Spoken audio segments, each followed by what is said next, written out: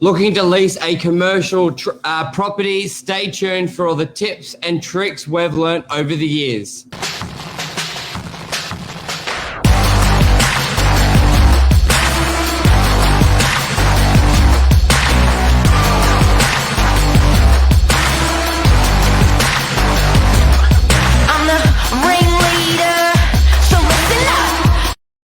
Good morning, everyone. Welcome to Morning Minutes with myself, Michael, and James. James, good morning. Morning, Michael. First Morning Minutes together. How you going? Yeah, it's for us our first, so exciting. Today we're going to be talking about leasing a commercial property. There's always a lot of information in the real estate world on residential property, the do's and the don'ts, and a lot of agents online talking about it. But when you start looking to buy a commercial property, lease a commercial property, the information gets very, very small. So today, James and I will just be talking about basically from the start to the finish of looking to lease a property. We may use some case studies like a retail shop from basically the beginning when they make the inquiry and the inspection of a property. What do they look for? What do they ask? And then all the way to moving in. James, so at the moment, we're still seeing a lot of deals, especially in the rental market for commercial property. That's been pumping along. Now, when you sort of meet a client on site for the first time, let's say they haven't leased a property before, they may be running their business out of their garage. They may be subleasing a commercial property. What I feel whenever I'm showing someone like that, they're a little bit lost in what to ask for because they walk into this property, it's empty, and they're just like, okay, so what am I supposed to ask? And they're a little bit lost. So what are some key things that a client does, i.e. floor plans? What are the outgoings, the zoning? What are the key things people need to know when they're inspecting a property for the first time? Yeah, so I think you're right. There's probably, for the most part, most people don't have any clue because the information doesn't seem so public compared to what you see in the sort of residential side. So the first thing is, from my point of view, you just need to ask your agent question after question after question. It doesn't matter if you think you're being annoying, just try and get that information out of them. And that might be, what is the very first step in trying to move forward? How do I try and secure the property? And your agent will tell you the step in the process of what to do. And generally speaking, after your inspection, that'll come by signing a heads of agreement and then issuing that over to the owner for approval or for feedback or for a counter offer. So just explaining all of the different parts of the heads of agreement, because there are quite a few factors. It's not like with a rental property and residential where you're paying a set fee, it's a weekly payment, and that's all you have to worry about. There's a whole lot more depth of information that you need to get across to the to the landlord. So yeah, I think it's mostly asking as many questions as possible, trying to educate yourself on any of these little pieces you're not sure about, because the agent's job is to help you and to make it as easy for you as possible at the same time.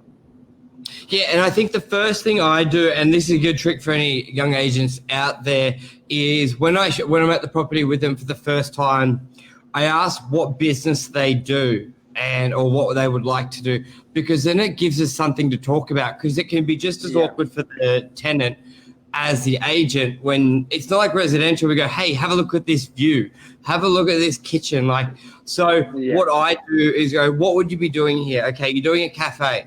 Great. So how would you position, where would you have your coffee machine and where would you have your cool room? Would you have indoor, outdoor seating? Where would you have the exhaust? And then you get them to open up to you and go, oh, yeah, I would have the coffee machine here. So I think I'm in and out, and they get a lot more relaxed. So I think one of the first things for the tenant and the agent is to let them know what business they'll be doing there. If it's an office, where would you have your seating? Otherwise, it's a bit bland when you walk into an empty factory or shop. And so you mentioned a heads of agreement. Do you want to run through what a heads of agreement is? Yeah, so a heads of agreement is your offer sheet. It's the sheet you're putting forward so that you can present to the landlord, these are the terms that I want to go on. So that will have from the length of the lease that you're wanting, start dates, all of the money, whatever the facts and figures that you're looking for, holding deposits and bonds, there'll generally be a part in there which says, asking for what sort of business. Is this a retail business? Is this not? Is it just a normal commercial lease? That leads us up into a whole new realm of possibilities. So quite often with the broad nature of commercial, you might go to an appointment on the first time with someone who's never been to a commercial property ever, and as soon as you know what business they're in, it's very easy to sort of say, oh, this will suit, this won't suit, and that might be before they know what they need. Yeah, it's very true. So the heads of agreement, it's because as what you mentioned before, when you're applying for a residential property, it's like, okay, $500 a week and I'll do it for 6 months. But with commercial, there's really 10, 15 key points in an offer. You hear people call it an offer sheet, a term sheet, heads of agreement. They all mean the same thing. It's basically like a bullet points of your offer. And that can go back and forth. But when you've got it finalized, is when the client would pay your holding deposit and the bond potentially at the same time, or at least a holding deposit. It gets signed by the tenant, gets signed by the landlord, and then that will go. That's when you get the lease prepared, and then that can be done either by a lawyer or the agent there as well. And a lease with commercial property, it's a lot more negotiable. Residential's got a set template. And I think a lot of people don't realize, basically with commercial property, everything's negotiable. Like we always get a lot of tenants sort of asking, well, can we do this or can we do this, or owners asking that way. But it's almost like if you said in your lease that people can't walk into the shop with no shoes on, and you've got it written down and the tenant has it written down, then basically that's a done deal, which offers great sort of negotiation points to customize the lease for every business. Because James, every business has very, very different requirements, because it's whenever we get a landlord that's trying to almost rewrite the ideal agreement and tenants and clauses. Some get really caught up at the beginning of the deal, even before we've located a tenant. And our advice always is, let's just wait to find out who we've got, because we could spend all day preparing this ideal lease and conditions, and half of them may not apply because the business, it just doesn't apply for the tenant. So a lot of commercial is, let's put it to market and see who we've got. But also with the marketing, James, you don't want it to be too you don't want it to be too specific, because you will show one property to 5 different tenants and they've all got these crazy different aspects and needs for that one property. So you've just got to sort of wait there. Now, what's your experience with a tenant? Should they use a lawyer or should they do it themselves? I know we've had some experience where well, what do you think? Where do you see it go wrong or right? Look, I think it depends on the duration, the length, what you're paying. If you're looking for, a very small 10 meter squared office, you might not need to worry so much about if you're hiring out a 1,000 square meter office or something. There might be a whole lot of different parameters. So I think it's a good idea always to have us listed, just have a little look, just to review it, make sure there's nothing hairy in there.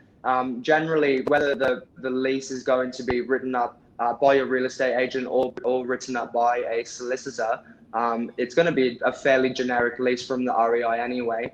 But if you're not used to the terminology, if you don't know what these clauses mean, or what, small parts of what could be 30 or 40 or 50 points, a second opinion is always good. So I would always recommend to have someone have a little look at it, but it doesn't mean you need to pay a lawyer $1,000 to spend 10 hours, or probably far more than that for 10 hours, to look at every single point. It's just making sure that the bones are correct, there's nothing hairy, you're protected, the landlord's protected, and everyone's happy. Because there's a mutual agreement at the end of the day. It's not just you, it's not just the landlord, you're working together. And I suppose the ideal scenario is that this allows you as a business owner to move into a new premises, start a business, run a business, make some money, but at the same time, it's the same for the landlord. He wants to have a safe business, a secure business, something that's going to be consistently being able to pay their rent, and then it's a mutually beneficial relationship. Yeah, and I find it's always an interesting time. The deal can be perfect up until it goes to the lawyers, and you're exactly right. A lot of, especially if the lease is $100,000 a year, $200,000 a year, you definitely want a lawyer. Like we almost advise nearly everyone to get a lawyer, but sometimes it doesn't work out too well. And where I find out is, especially if it's their first time, so they don't necessarily have a ripe relationship with a lawyer that they know really well, and they've basically just gone to the yellow pages and picked a lawyer. And where that can go really wrong is they've picked a lawyer who doesn't specialize in commercial property. People need to remember the landlord wants it rented.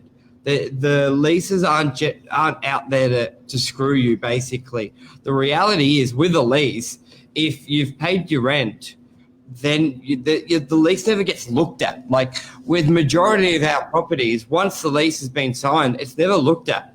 So yes, there's issues like if there's leaking in the roof, like it's all pretty simple. But where it can go wrong is where one side just starts drawing at straws.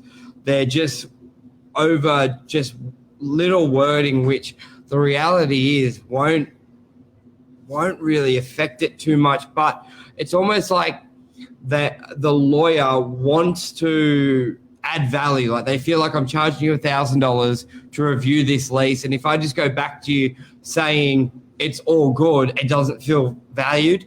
But the reality is saying it's all good and not creating issues out of non-issues is the beautiful thing of a great lawyer. Far too often we see deals where we've like what I think Marco Lease is putting in their HBL and Lou Marasco at Cara Marasco Lawyers.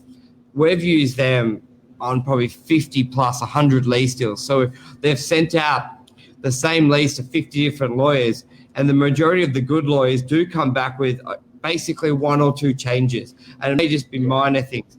But then we see sometimes these first-time lawyers we've dealt with, and the client's just called someone from the yellow pages. They come back with 80 changes, and it's like, you're not changing a lease that was a harmful clause. You're basically rewriting it for the sake of it, and basically it puts a really sour taste in everyone's mouth, and we see a lot of deals blow up in that way. So it's almost like the less is more, and it's very hard to find that balance. Sometimes on the smaller deals, I'd rather the tenant not have the lawyer, and then we can deal side by side. Because what I find, even though they may have dealt with us for the last month or 2 months or 6 months, once they're paying someone $1,000 to review it, they're almost putting their advice at the top. Like whatever they say, the agent's wrong. So it's a bit of a love-hate relationship with it, with sometimes that way where they just give silly advice, and then because that's the only section they're looking of the deal. They're not looking at the bigger picture that the tenant may have equipment coming next week. The tenant may have been looking for 6 months, and they really need to get in. I think it's difficult for them to sometimes read between the lines, unless you've got a lawyer who, as you say, who has got a history of doing this regularly, doing leases that haven't had issues brought up previously. Generally speaking, there's nothing hairy, and if they're not reading between the lines and they're trying to sort of look out for their client, great, but not in a way that's going to blow the deal up by, as you say, bringing back all of these different changes, all of these corrections. There's another solicitor involved then, and then it just becomes a fight between who can get the most points agreed to and disagreed to. And that's when everyone, gets a bad taste, and it makes things turn sour. And it does happen fairly often. There's been a few of late, and I'm sure we're not the only ones going through that as well. Yeah, exactly. And that just sets a good agent apart from the rest. A lot of agents will just throw up their hands and be like, it's in the hands of the lawyers. But the deal, in my mind, the deal only starts when it gets to the lawyers, because the amount of deals I've had and we've had where they just go to shit in that time frame. And the hard thing is we get cut out a lot of the conversation. You just hear back and forth changes, and sometimes you think, okay, hopefully it's all good, and then next minute you've got a pissed off owner and a pissed off tenant. It's like, come on, all right, let's take a couple steps back. Let's go through this.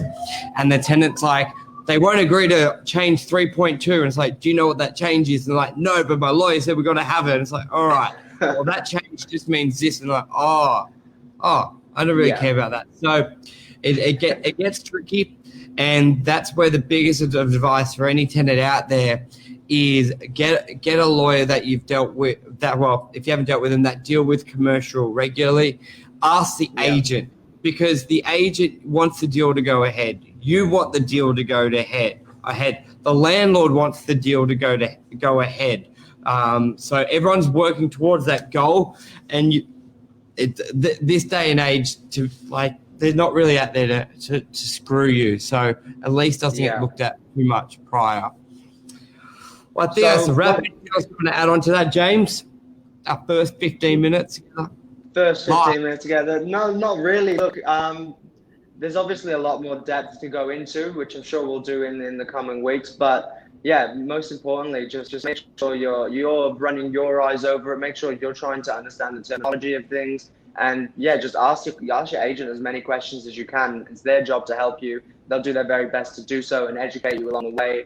And you want to make it a nice, it doesn't have to be a fast transaction, but what about fit out, Mark says. We'll do that tomorrow. That's a good topic. That'll be a big one. We can talk 15. We can talk a long time on just fit outs and the process, what you need approval for, what you don't, how much free rent should you get. Let's do fit outs tomorrow, James. Done. All right, cool. Thanks, Luke. Thanks, Mark. Everyone for watching. Lesio, good to have you on, mate. Cheers, everyone. Back tomorrow morning, 7:45. Thanks, guys.